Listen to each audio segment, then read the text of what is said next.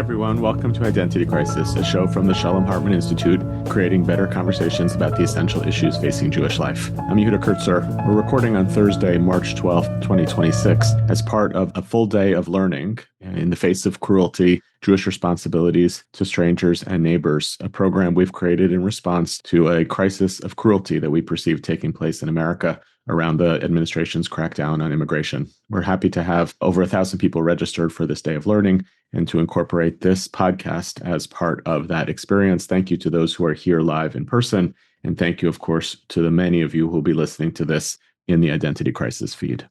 In my years of studying and teaching about Jewish organizational life over the past decade, I've often described a phenomenon that I see all the time as the tragedy of institutions.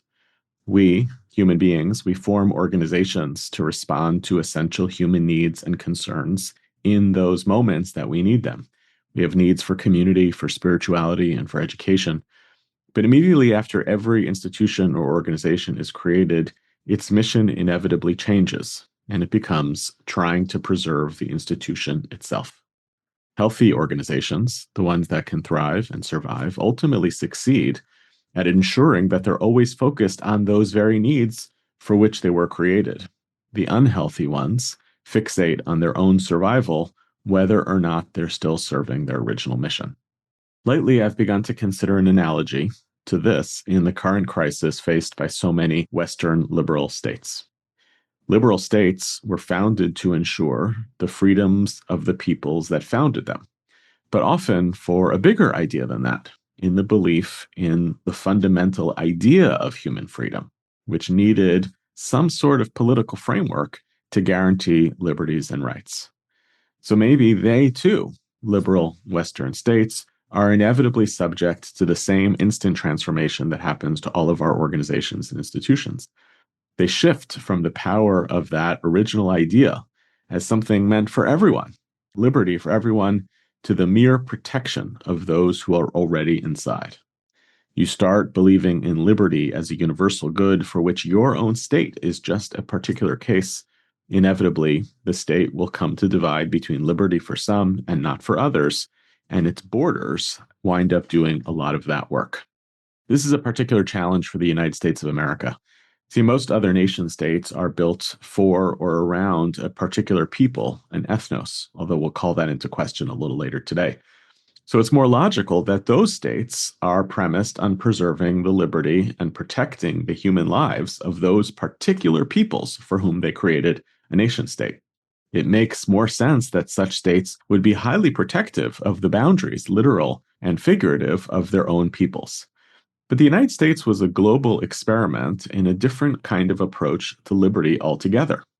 The United States was meant to be a place for a kind of liberty from a dominant ethnos. That was built into its creation.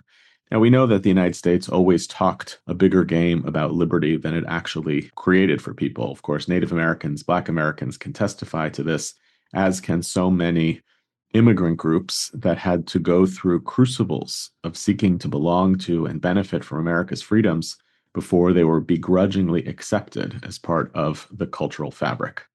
Still, there is this American ideal, which was narrated and reinforced for centuries, that America was supposed to be a kind of post-ethnic experiment in liberalism, an attempt to actualize the idea that all men are created equal with inalienable rights.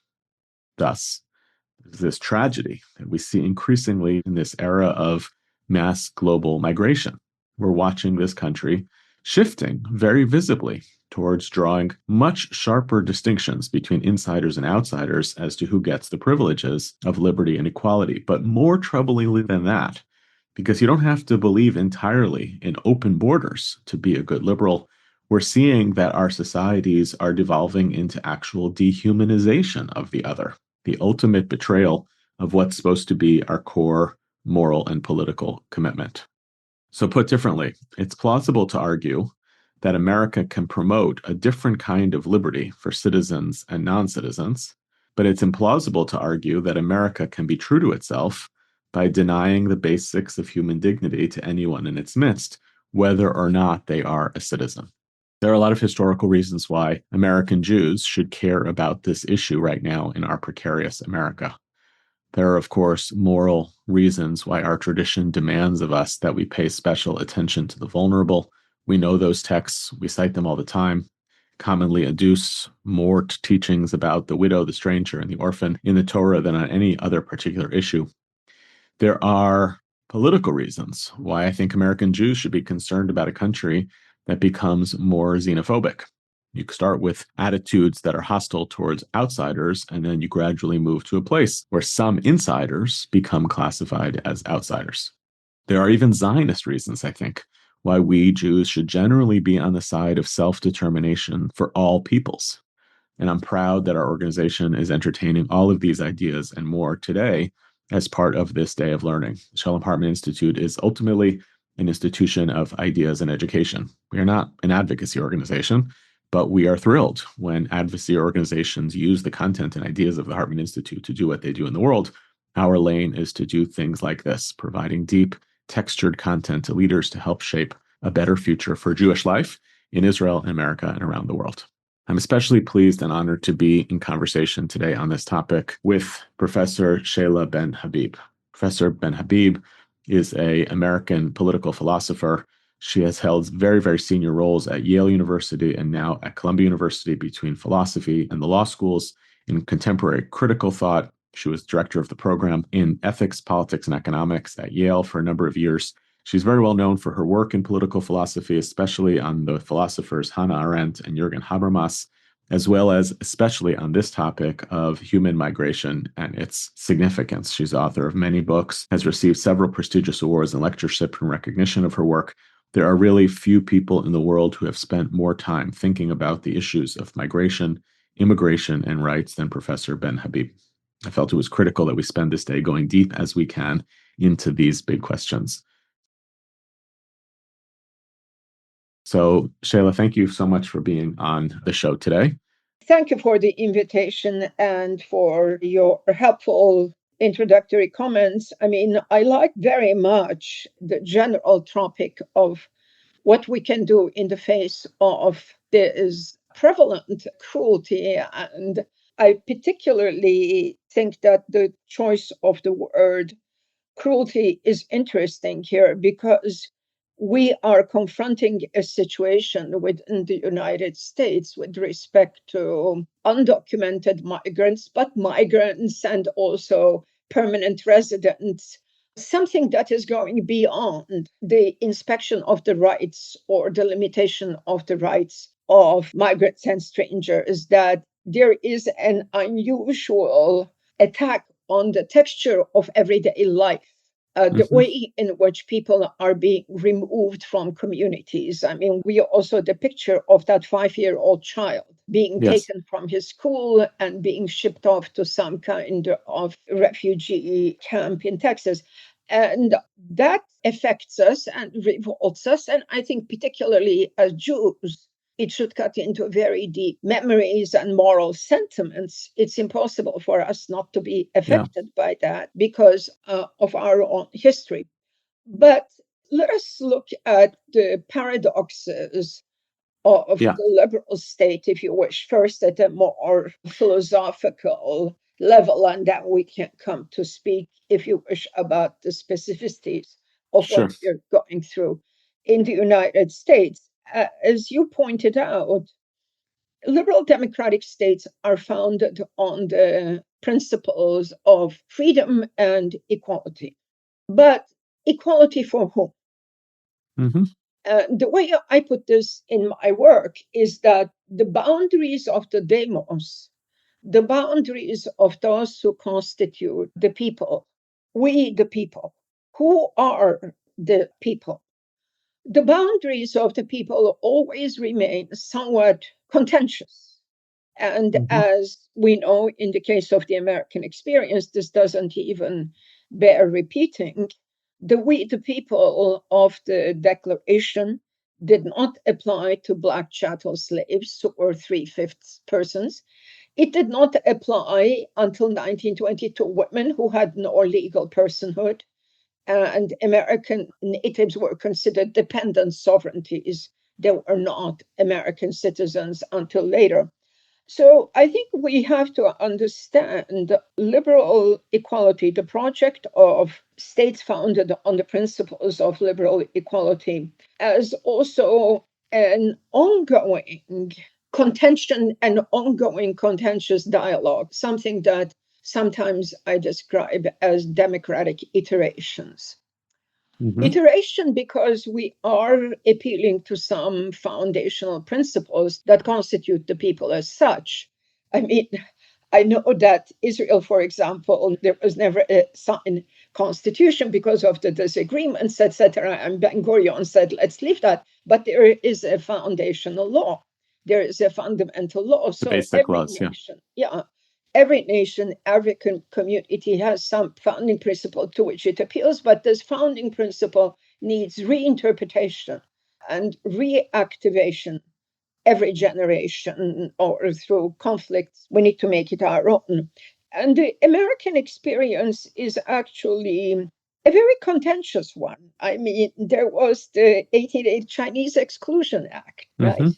And Chinese persons who were not considered citizens. There is the internment of Japanese Americans, Korematsu, one of the most shameful decisions of the US Supreme Court. So once we understand this issue of the boundaries of the demos as, let's put it this way, a site of contention and negotiation and renegotiation of who we are. I'm going to interrupt you and ask us to start with what feels different, because you're right to cite that there are unquestionably constant, chronic episodes throughout American history of this kind of move back and forth around America's hospitality towards and hostility towards both immigrants as well as people who are already here. But you wrote something at the outset of your book, The Rights of Others, a very beautiful phrase where you say, "We are like travelers navigating an unknown terrain with the help of old maps, drawn at a different time and in response to different needs. While the terrain we're traveling on, the world society of states, has changed, our normative map has not." In other words, something has changed in the nature of global migration and immigration that is creating a particular type of instability that's emerged, I think, in the last, let's say, 25 years. Can you talk a little bit about what you think that change is? What has prompted this kind of renegotiation of the question of migration and immigration and has kind of elevated the amount of, I would say, hostility and cruelty in particular around this particular issue? The old maps that we hold, which purport, as you said, to indicate like boundaries around particular groups, no longer seem to apply anymore given the fact of migration. Can you help us unpack that a little bit? What in particular you think has changed?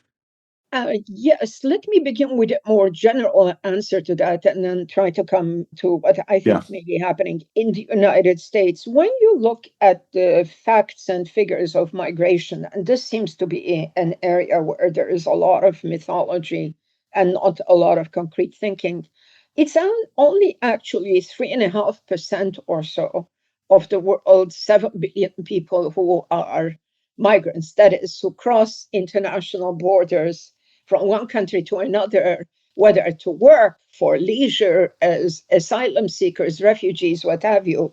So it's about roughly the last figures are about 280 million or so. But what's happening is that the rate of migration is accelerating in the sense that the rate of migration is increasing faster than the rate of the world's population. And so I think this is creating a sense of crisis at the borders. This is creating, in the first place, a crisis for the state. So, to pick up on a theme from your previous panel, crisis of identity can be identity crisis and administrative crisis. So, in the first place, there is the administrative crisis, mostly experienced, let's say, by European states with Mediterranean boats at the border, not knowing what to do with them, or the Aegean, etc. So that is a universal, I think that, let's put it this way, general phenomena for the North Atlantic European. I don't really have the numbers for the rest of the world, but I think the phenomenon is pretty typical. Now, when we keep this in mind, what's happening in the United States is not actually, if you look at the numbers, it's not an extraordinary situation. I mean, there was a time when, as a result of the COVID crisis, when the borders were closed under the Biden administration, the borders were to some extent reopened. There was a kind of surge at the southern border. But again, it's not the numbers. Although the Biden era, the first 2 or 3 years proved, it is partially the fact that the United States is withdrawing from its commitments also to the Refugee Convention and asylum. So this is an important distinction to make because migrants are not all refugees and asylum seekers. Migrants come to countries for the purposes of family unification, labor, becoming religious belonging, becoming integrated to civil society, what have you.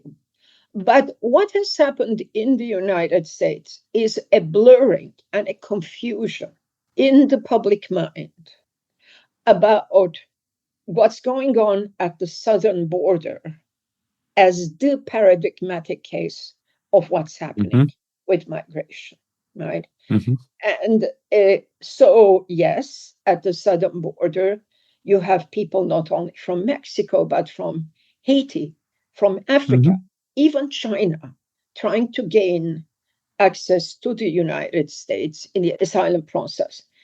And I'm afraid that this is also something that had already started under the Obama administration. There has been a stepping back from commitments, not at all levels. For example, President Obama defended DACA, Deferred Action Childhood Arrivals, right? But 400,000 people were already deported under the Obama administration as well. So, right, the Obama administration set records on deportations.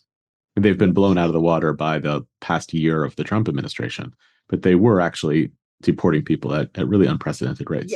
Yes. And that had something to do with the after effect of 9/11. Yeah. The feeling that we had admitted immigrant groups into this country, what became known as the Muslim ban, that were our enemies, basically. And so this sort of led to a set of deportations. But what's happening now, we might ask? What is going on? I would say three things. And please interrupt me if I will. Yeah.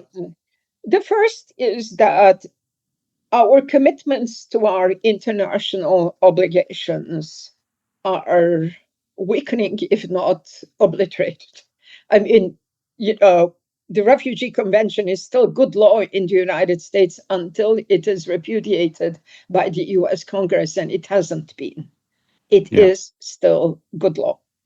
But the institutions are not functioning well. They're at a very nitty-gritty level. There aren't enough immigration and asylum judges. Instead, what we are having is the ad hoc creation of groups like us, ICE, immigration. A lot of ICE people are not trained properly in asylum law. I know some will heavily contest this, but they're not. And so that's the second situation, that administratively the system is sort of broke. And the third, and maybe this is the most disturbing, and it comes back to the question of cruelty, in this generalized sense of malaise and crisis that American society has about itself, it's very easy to pick on the other as the cause. Okay? Yeah. Because the other, the stranger, is visible, and at the same time, no one quite knows. The other and the stranger can become a site of projection of all sorts of fears and anxieties. I mean, I'm perfectly ready to accept the fact that as a result of deindustrialization and globalization, there has been great suffering among certain portions of the American old industrial working class, and they have lost their status and their jobs. And we all must be sensitive to that and try to do something about it.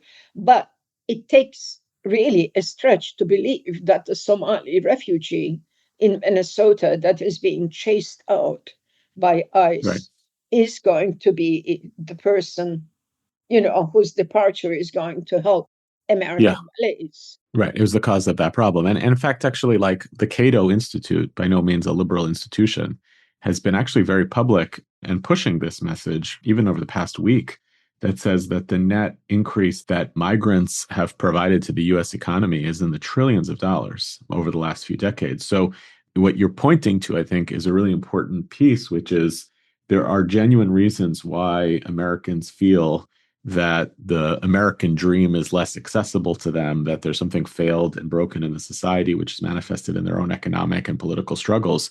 But to locate that towards a sector of the population that is actually doing good things for the US economy, it doesn't reflect a genuine reality. Those are not the people who are causing your problems, but they become a kind of easy target for people to identify as the kind of scapegoat in this story. If I can, I want to pull apart a couple of things that you said, Seyla, because I think there's a lot here. I think that what you're pointing to is that, especially under Trump, it was different under Obama, but reflected something similar. There is a little bit of a renegotiation of the kind of international order in which we see ourselves as collectively responsible kind of for the global good. The interesting thing about the Trump administration is that they're not, especially over the last 4 months, it's not the fully isolationist agenda. The Trump administration is trying to pursue a very powerful renegotiation of the world order, but it only wants the power side. It doesn't seem to want the kind of responsibility side, right? In Venezuela and now in Iran, is pursuing an aggressive foreign policy strategy to put America back as kind of the global leader. But what was so interesting about the previous period in American history was it did so while also kind of taking responsibility for the global institutions and advancing the kind of community of nations where it played a prominent role. That seems like a pretty big change. And the other thing that I think you alluded to, but I want to go into deeper, is the post 9/11 shift. I mean, I couldn't help but notice your book comes out in 2003, 2004. I remember Aaron Barak, former Chief Justice of the Israeli Supreme Court, wrote a really important piece that came out in the Yale Law Review right after 9/11 about how the war on terror is forcing a renegotiation of questions of liberty, both for citizens, but also especially for non-citizens. So that feels to me like a big piece of this story. The perception that whatever our responsibility is as human beings towards migrants and immigrants, however much they contribute to our global economy, there's just an immense amount of fear of the destabilization that is brought by terror, which is usually understood by Americans as something that's imported from the Middle East. Can you talk a little bit about how that fear of the outsider, which in some cases is warranted, right, plays into this discussion of our responsibility towards others and outsiders? Right. A great question to think about together. Yes, I mean, despite continuities between Democratic and Republican administrations in certain respects, one should emphasize what you began by saying, that in fact, for the Obama administration, as well as the Biden administration, global responsibilities were a very important context, and certain respect for international law. The law is always open to interpretation, for sure. But what has happened under the Trump administration, but also to some extent, with Putin's invasion of Ukraine, okay? One of the central principles of international law about the acquisition of territory through war, right? And we know this has implications for Israel-Palestine as well, that it was one of the principles of international law in the post-World War II period that forbade the acquisition of territory through war and conquest. Mm-hmm. This principle is now negated, not only by the Trump administration, but also Mr. Putin's actions. It also got the ball wrong in some sense. So we are at a very dangerous point when I say sovereignty is being understood as impunity. Sovereignty no longer as an institution, a prerogative also respected by others, by neighboring states, and guaranteed by international law, but somehow impunity to do whatever the strongest can and what the weak must suffer. In that sense, we are at a very dangerous point. And also the fact that the Trump administration withdrew, from 50 plus international institutions. I mean, the thing that kills me is, why do we have to withdraw from the World Health Organization? I mean, what kind of logic goes into that? What kind of counter-enlightenment reactionary logic is this? Okay, so that's one issue. Now, the war on terror undoubtedly has morphed into a generalizable excuse for the curtailment of civil liberties. Mm-hmm. And in fact, we are at a point now when Congress voted against even, evoking the War Powers Act. I mean, Congress basically said, oh, well, we don't need that. We are somehow, whatever it is that we are doing in Iran or whatever it is that we did in Venezuela, going for a stroll. So everything just put together, it's a moment when rules are being broken, international law is violated, norms are being destroyed, and nothing new seems to be emerging in its place. I mean, I still think that the Prime Minister Carney was really prophetic when he said it's a rupture. Yeah, but we don't know where this will go.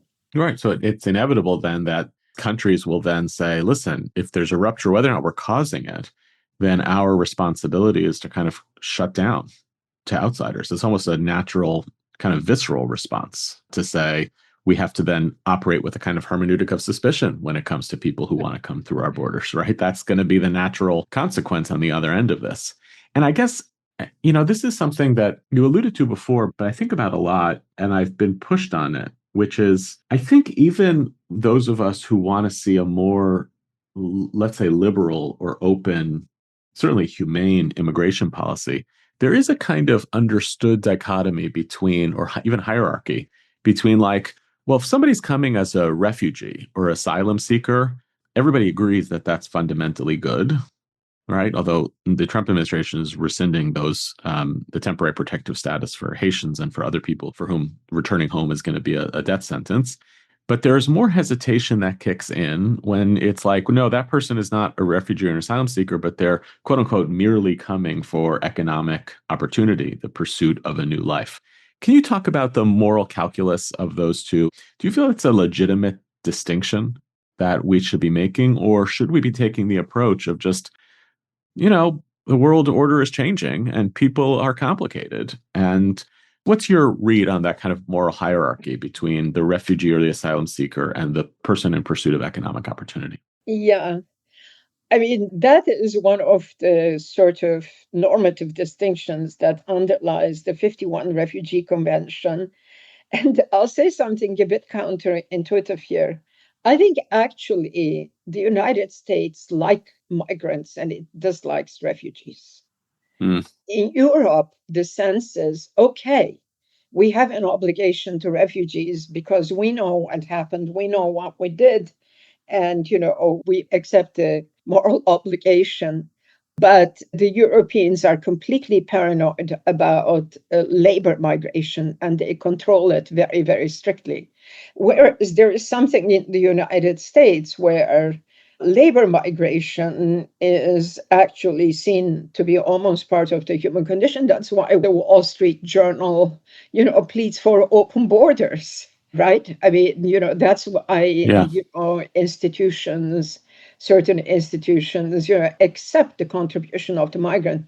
But what is underlining the distinction is that the refugee is someone from whom his or her country of usual residence or state has withdrawn protection. Mm-hmm. In other words, the refugee is not someone who has lost a job, but if I may use Hannah Arendt's terminology, the refugee is someone who has almost lost the right to have rights because their state has withdrawn the protection from them. How can this happen? This can happen through denaturalization, as was the case with the German Jews. You lose your citizenship. It can happen as with the Rohingya in Myanmar, when the state says, you're Muslim, go over to the border to Bangladesh and you're citizens there. But here in Myanmar, you're not citizens, you are just displaced persons. Or it can happen politically. You become an unwanted person. The state no longer wants to protect you or feels obliged to protect you. There are many, many ways in which the refugee condition is created. And in a world that is still divided into territorial nation states, the refugee condition is really a condition of rightlessness. Unless another political entity gives you refuge and says you can, at least your life, minimally your life and your freedoms are safe, right? Stay on our territory. Then the refugee, they have no other recourse. That's why in legal language, one uses a French term, non-refoulement, which means you can't render someone back. And again, there are so many resonances of this, in Jewish history that we can go into, boats that were turned back from Cuba, or a case that I'm very familiar with, the Struma that was turned back, in the shores of the Bosphorus, and, try to. So the refugee, convention says we have an obligation of non-refoulement. We should first test the credibility of the claim, right? And so that's the point at which all the difficulties about administration, legal obligations, political obligations begin, that in fact, in the United States, things have gotten to such a strange point that the refugee has to enter upon a designated port of entry. Now, the refugee is not a tourist. They're not coming into JFK. I mean, they have to come into a designated port of entry in the southern border in order to be able to get an interview number, a reasonable fear interview number from US asylum authorities. So the system has really gotten jumbled up, Yeah, and it is deeply reminiscent from the standpoint of Jewish kind of historical and cultural memory of the impossible maze of when you lose your rights, how you actually find your way out or survive in a society. We just know this story too well as the Jewish people. You wrote in your book, not having papers. You're talking about America. You say not having papers is civil death, right? You have no way of not just maintaining your status, which is what we're talking about, but also being able to participate in any sort of democratic way in the country. And that just feels like so evocative of the Jewish experience. Well, if a new administrative state emerges in Nazi Germany and just says, suddenly these papers that you've held are no longer valid, well, then you have no standing and status. And I found it very provocative what you said, Seyla, which is that paradoxically, America seems to actually value the economic pursuit more than it does the refugee. And it kind of makes sense for a capitalist society. If you can demonstrate you have worth and that what you contribute to the society is more than you take, then it's a purely economic calculus. But the responsibility to take care of the refugee, the asylum seeker, is to just provide for them without a guarantee of return. And I hate to speak in such economic transactionalism, but it seems to kind of underlie what you're describing. I'll also say, the first time I read Arendt's line on the rights to have rights, it was kind of a life-changing experience. Because the thing that she exposes, and I'd love for you to unpack this a little bit more for us, the thing that I think she exposes, which feels very deep, is that we talk so much about human rights, but actually human rights don't really matter. I don't mean that they don't matter ideologically. Like, of course, we should walk through the world thinking that all human beings are invested with a kind of absolute worth, whether you make that claim based on a theological claim, all human beings are created in the image of God, or whether you make it just as a kind of fact of pluralism, like all human beings make claims on us. But talking the language of human rights doesn't really matter to people because that's fine. But are you actually willing to grant me civil rights? Are you actually willing to give me papers? Are you willing to actually give me some tools or mechanisms to be able to function, to belong, to operate, to have voice? So I think that that feels actually countercultural to a lot of us to say human rights are an interesting abstract, but they don't actually really matter to people. And maybe they're a little bit of a distraction. I think one of Arendt's fundamental insights, and it's interesting to hear you say that when you read that it was a life-changing experience. I mean, I think it's a fundamental insight. She said the right to have rights is fundamentally to be a member of a human community that respects not only your moral worth, but also that in some sense sees you as an equal for whom you have to stand up. And there are two things that are linked there. In the liberal tradition, Hobbes, Locke, Rousseau, even Kant, rights are understood in very individualistic terms as what inhere to human beings as if they were, hair color or skin color or something. But no, rights are basically embedded in human practices. They are forms of practices.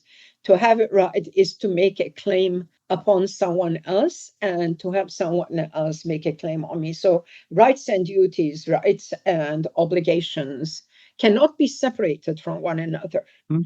And in her own way, I think Arendt saw that the right to have rights is an understanding of that social context within which the language of rights makes sense at all in the first place, right? And this gets us back to where we started. How do we constitute that community, and what are the boundaries of that community? What are the boundaries of the demos that recognizes my right to have rights? How am I constituted? And this is what she means by equality. She doesn't mean socioeconomic equality, but equality in the eyes of the law, equality of my right to have rights, whatever then the content of those rights are. But first, I need to be recognized. Yeah. I need to be recognized as somehow a member. I need to be recognized as someone toward whom you have and you feel special obligations, and the community feels obligations. And for Arendt, who, as you know, was stateless for a period of 18 years or so, Yeah. from 1933 to 1951, for her, it seemed that to be stateless, she says in one passage, is almost worse than being a prisoner, because a prisoner has a structure. The guilty one has a structure of society within which he or she is recognized. And sometimes she says statelessness is worse than slavery, though I don't think that that's quite a No. good analogy, because you might say that the slave also has no right to have rights. This, I think, continues to resonate in our world in terms of, again, those whom we recognize as those to whom we have the obligation, and those Yeah. whom, No, we don't. somehow put outside the boundaries of our community. One of the weird things about podcasting, and I feel it today and I feel it all the time, is I find myself in parasocial relationships with people who I don't speak to and for whom it's asymmetrical. And people say this to me all the time. Like I feel like we're in a conversation, but you never hear my side of the conversation. And one of the things that that is a metaphor for is a little bit about what we have become as human beings in a global world. We are so deeply intertwined with people in ways that transcend borders. Social media has done this, international commerce has done it, the capacity for global tourism, all of these things. Like, we have this mythical notion that our worlds are circumscribed by physical borders, but very little about how we behave as people lives in those structures anymore, right? Local geography is far less significant, and states' geography and borders geography. What wisdom can you offer us to help us think about what functions borders can continue to serve, right? In ways that they will still matter to us, but they don't need to be rendered with this kind of ideological power that no longer tells the truth of who we're becoming as human beings. Yes, yes, absolutely. I think that democratic self-governance, whatever our communities are, need boundaries more than borders. Militarily guided, governed borders over which human beings, fight and die. And our world is a world now increasingly of wars and conflicts. These borders are increasingly also contradicting our lived experience, but we do need boundaries in terms of structures of self-governance. Mm-hmm. I say lift your eyes above the level of the state and look also below the level of the state. Mm-hmm. I think in our world, it's very hard to avoid the state, but there Yeah. is a great deal that is happening in the superstructures in which the state is embedded, but we don't pay enough attention to the regional, the communal, the neighborly. That, I think, is also very significant in terms of sites for building human solidarity. Yeah.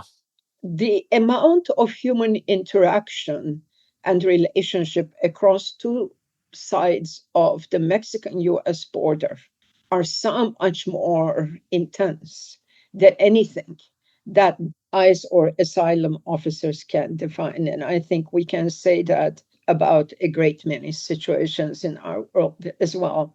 So boundaries, yes, but boundaries are not necessarily equivalent to borders. Seyla, thank you so much for being on the show today. Thank you all who showed up here in person. I'm so grateful we were able to have this deep conversation. It's like a bucket list item for me. Thank you very much.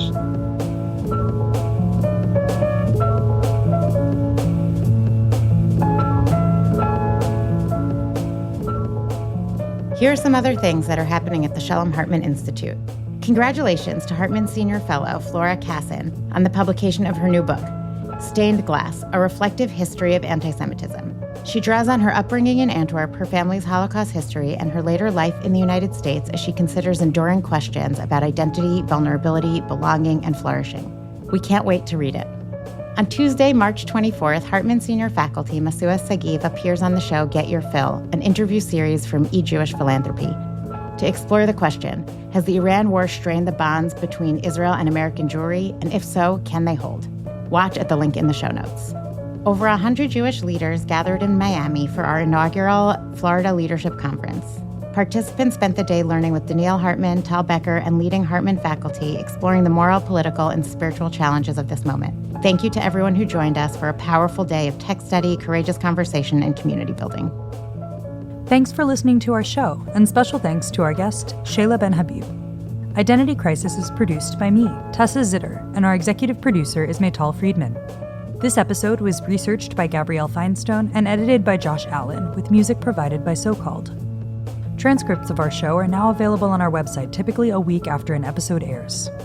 We're always looking for ideas for what we should cover in future episodes, so if you have a topic you'd like to hear about, or if you have comments about this episode, please write to us at identitycrisis@shalomhartman.org. For more ideas from the Shalom Hartman Institute about what's unfolding right now, sign up for our newsletter in the show notes and subscribe to this podcast everywhere podcasts are available. See you next time, and thanks for listening.